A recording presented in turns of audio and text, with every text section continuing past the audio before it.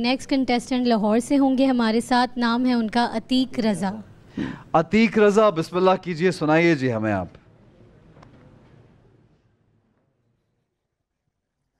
رخشندہ تیرے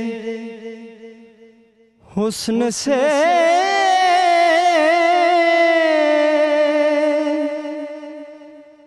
رخسار یقین ہے،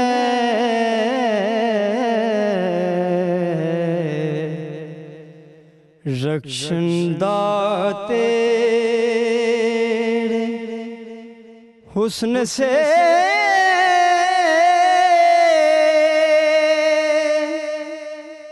رخسار یقین ہے،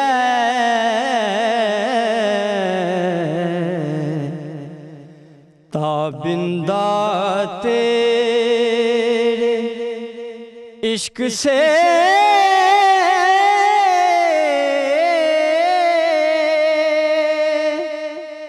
ایمان کی جبیں ہے،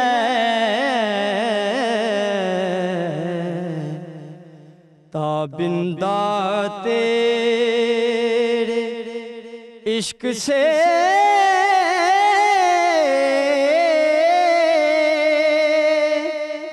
ایمان کی جبیں ہے، رخشندہ تیرے جس میں ہو تیرا ذکر وہی بزم ہے رنگین، جس میں ہو تیرا ذکر وہی بزم ہے رنگین، جس میں ہو تیرا نام وہی بات ہنسی ہے، جس میں ہو تیرا نام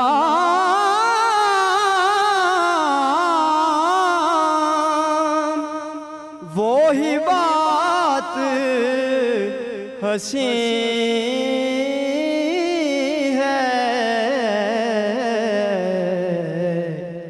رخشندہ تیرے۔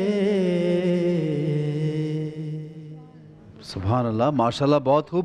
ایک بہت شکریہ بیٹا۔ اچھا، میں سبی بھائی اور فصیح بھائی آپ دونوں سے یہ پوچھنا چاہوں گا کہ جو لفظ جیسے اب انہوں نے کہیں نعت ظاہر ہے کہیں سے سن کے سیکھی ہوگی، اور اس میں جب ہم کسی بڑے نامور انسان کی جب نکالتے ہیں، شخصیت کی نکالتے ہیں، تو اس پہ تو بڑی کلیئرٹی ہوتی ہے۔ جیسے مجھے بزم میں ایک لگا کہ انہوں نے کئی جگہ رخشندہ کا جو لفظ ہے اس کو بھی شاید مجھے ایسے محسوس ہے، باقی آپ بتائیں۔ ٹھیک نہیں تھا، اور پھر یقین ہے عشق سے، ان تینوں جگہ پر یہ انہوں نے بالکل سر سے آؤٹ ہوئے ہیں، سر سے بھی آؤٹ ہوئے ہیں۔ اچھا، لفظ کی ادائیگی الگ، لیکن سر سے آپ کہہ رہے ہیں تو تھا ان کا تھا، لیکن میرے لحاظ سے لہن بھی ان کا اتنا اچھا نہیں تھا۔ اچھا، تو یعنی لفظ بھی کلیئرٹی کے ساتھ نہیں تھے، پروننسیشن آپ کا مطلب ہے کہ ان کا تلفظ جو ہے، اور ٹھیک ہے۔ سبھی بھائی آپ کیا کہیں گے؟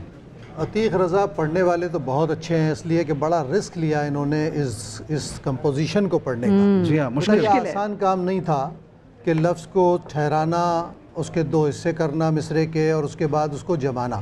تو آپ کی صلاحیت میں تو کوئی شک نہیں ہے، یقیناً آپ ایسا کر سکتے تھے اور آپ نے اس دھن کو کر کے دکھایا، لیکن لفظوں کا صحیح طور پر ادا کرنا، میں اکثر اپنی گفتگو میں یہ بات بتاتا رہا ہوں پہلے بھی کہ بیٹا لفظ کا اپنا ایک ساؤنڈ بھی اس کی ایک کیفیت کو واضح کرتا ہے۔ اگر وہ نہ پورا واضح ہو تو ہم اپنی توجہ کو مرکوز نہیں کر سکتے پڑھنے والے پر یا کہنے والے پر کہ وہ کیا کہہ رہا ہے، ہمیشہ اس بات کا دھیان رکھنا۔ لیکن ایک مشکل دھن کو جو عام طور پہ نہیں پڑھی جاتی مقابلے میں، اور اس میں ایک تھوڑا نیا آہنگ پیدا کرنے کی کوشش کی، اس کوشش پر آپ کو بہت داد ہے، اور باقی نمبر میں دے دوں گا انشاءاللہ۔ ٹھیک ہے۔ اچھا، ایک اور سوال میں آپ دونوں سے یہ سوال ہے کہ پہلے تو پرسوں ہمارا کل جو سوال میں کرنا چاہ رہا تھا وہ رہ گیا کہ آپ کے فصیح بھائی آپ یہ بتائیے کہ آپ کن کو سنتے رہے ہیں سب سے زیادہ؟ میں نے سب سے زیادہ اپنے والد صاحب کو تو سنا، ٹھیک ہے، سب سے زیادہ. اور میں لیکن آپ نے کہا کہ آپ کا سٹائل مختلف ہے. میرے والد صاحب نے مجھے اپنا سٹائل کے کہا کہ یہ تم نے نہیں پڑھنا، تم نے اپنا سٹائل پڑھنا. ٹھیک ہے. تو الحمدللہ میرا شروع سے ابا جی کی تربیت ہی میں نے اپنا سٹائل بنا لیا تھا، اپنا انداز بنا لیا. ٹھیک ہے، ٹھیک ہے. اور میں اپنے والد صاحب سے متاثر. ٹھیک ہے، اب انہی کو آپ لے کے چلتے وہی، لیکن میں نے کسی کو کاپی کبھی نہیں کیا آپ نے. سبھی بھائی آپ کا اگر جی چاہے کہ آپ کسی کو بہت زیادہ سننا چاہتے ہیں اور کسی سے سیکھنا چاہتے ہیں تو آپ کن کو سنیں گے؟ اصل میں شروع سے نا کچھ لکھنے پڑھنے کا ذوق رکھتا ہوں، تو میرے لیے اس بات کی بہت اہمیت ہے کہ شعر کی فکر کیا ہے، اس کے ساتھ لفظ جو جڑے ہوئے ہیں جو اس کی معنویت کو کھول رہے ہیں، اسے ادا کس طرح کیا جا رہا ہے نعت خوانی میں. اور میں سمجھتا ہوں کہ اس میں قاری وحید ظفر قاسمی صاحب اور سعید ہاشمی صاحب ہمارے یہاں دو ایک ایسے نام گزرے ہیں جو اساتذہ کے درجے پر فائز ہیں کہ لوگ بہت سادہ پڑھ کے گئے لیکن فن سے باخبر تھے. ایک ایک لفظ کو جمع کر وضاحت کے ساتھ انہوں نے جو معیار پیش کیا وہ آج بھی ان کو کاپی کرنے والے یا ان کو دیکھ کر سمجھ کر پڑھنے والے لوگوں کے لیے رہنما ہے. کیا بات ہے.